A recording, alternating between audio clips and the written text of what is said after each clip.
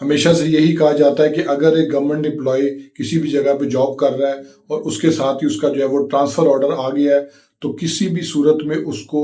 Transfer की date की जहाँ पे उसको दी जाती है, जगह और टाइम जो उसको दिया जाता है, वो उसको वहाँ पे हर सूरत जो है वो फॉलो करना पड़ेगा। तो इस सिलसिले के अंदर जो है वो उसमें उसके पास कोई जवाब नहीं होता। लेकिन इसमें जो एक पॉलिसी जो पहले चल रही थी, जिसके बारे में सुप्रीम कोर्ट ने अब एक वाज़ेह जो है वो फैसला भी दे दिया है, वो है वेडलॉक पॉलिसी। उसके बारे में सुप्रीम कोर्ट ने कुछ असूल जो है वो तय कर दिए हैं और उसमें उन्होंने बताया कि ये पॉलिसी जो है वो किस तरीके से जो है वो अमल दरामद पे आएगी और उसको जो है वो हर तरह से गवर्नमेंट ने उसको इन्फोर्स भी करना होगा, क्योंकि अब ये सुप्रीम कोर्ट का फैसला आ चुका है। तो सुप्रीम कोर्ट ने वेडलॉक पॉलिसी के अंदर क्या चीज़ जो है वो ले डाउन की है, क्या प्रिंसिपल है, वो सारी चीज़ें मैं आज आपको इस वीडियो में बताऊंगा। अपनी वीडियो शुरू करने से पहले मैं आपसे रिक्वेस्ट करूंगा, मेरे फेसबुक पेज को लाइक करें, यूट्यूब चैनल को सब्सक्राइब करें। दूसरा मेरी आपसे रिक्वेस्ट है कि मेरी वीडियो से आपके इल्म में कोई इजाफा होता है तो वीडियो पे लाइक कर दिया करें, कमेंट कर दिया, शेयर कर दिया करें, उससे मेरी काफ़ी हौसला अफजाई होती है। अब आ जाते हैं अपने सर टॉपिक की तरफ। तो होता कुछ इस तरह से कि एक गवर्नमेंट एम्प्लॉय था जो कि असिस्टेंट हेल्थ इंस्पेक्टर थे स्केल 5 में। उनको जो है वो एक दिन ऑर्डर आता है कि जी हम आपकी ट्रांसफ़र कर रहे हैं और आपको अभी स्टेशन से जो है वो दूसरे स्टेशन की तरफ जाना है, क्योंकि आपकी ट्रांसफ़र हो गई है। और उसमें जो है वो ट्रांसफ़र चूँकि एक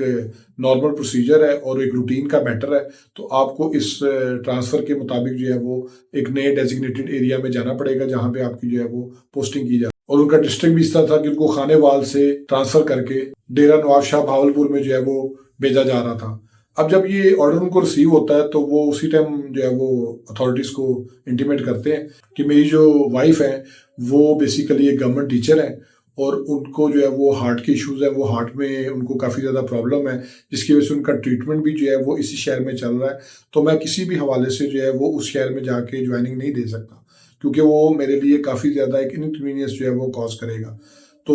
उसमें जब वो अप्लाई करते हैं तो उनकी एप्लीकेशन को रिजेक्ट कर दिया जाता है। वो अपने रेलेवेंट जो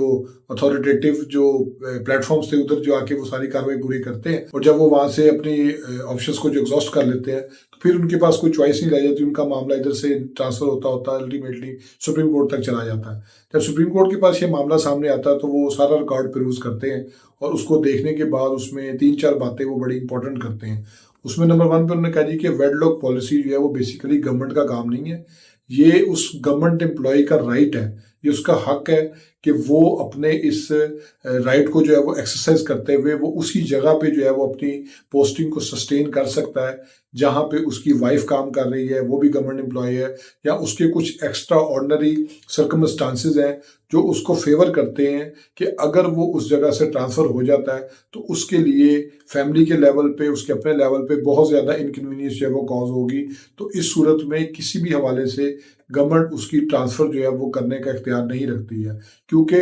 आल्दो जो ट्रांसफ़र्स हैं वो एक रूटीन प्रोसीजर है, लेकिन इसमें चूँकि एक मामला इतना एक सीरियस नेचर का है कि जो एपेलेंट है, जो पिटिशनर है, वो बेसिकली खुद भी गवर्नमेंट एम्प्लॉय है और आगे जो उसकी वाइफ है वो भी गवर्नमेंट एम्प्लॉय है। अब वो चूँकि बेसिक हेल्थ के अंदर जो है वो अपनी एम्प्लॉयमेंट इंस्पेक्टर के तौर पे 5th ग्रेड में जो है वो अपनी सरंजाम दे रहा है, जबकि उसकी वाइफ जो है वो एक गवर्नमेंट टीचर है। तो इन दोनों की जो पॉलिसी है वो एक सेम हवाले से चलेगी और वो होगी वेडलॉक पॉलिसी। अब वेडलॉक पॉलिसी जो है वो उसको डिस्क्रिशनरी तौर पे, यानी गवर्नमेंट अपनी मर्जी के तौर पे जो है वो एक्सरसाइज नहीं कर सकती, क्योंकि ये एक ऐसी चीज़ है कि गवर्नमेंट को इस चीज़ के बारे में जब ये पॉलिसी मरतब की गई थी, स्ट्रिक्टली फॉलो डाउन करने के लिए बाउंड डाउन कर दिया गया था कि आपने हर सूरत इस पॉलिसी को फॉलो करना है, और अगर वो इस पॉलिसी को फॉलो नहीं करेंगे तो उनको इनके कॉन्सिक्वेंसेस फेस करने पड़ेंगे, क्योंकि ये जो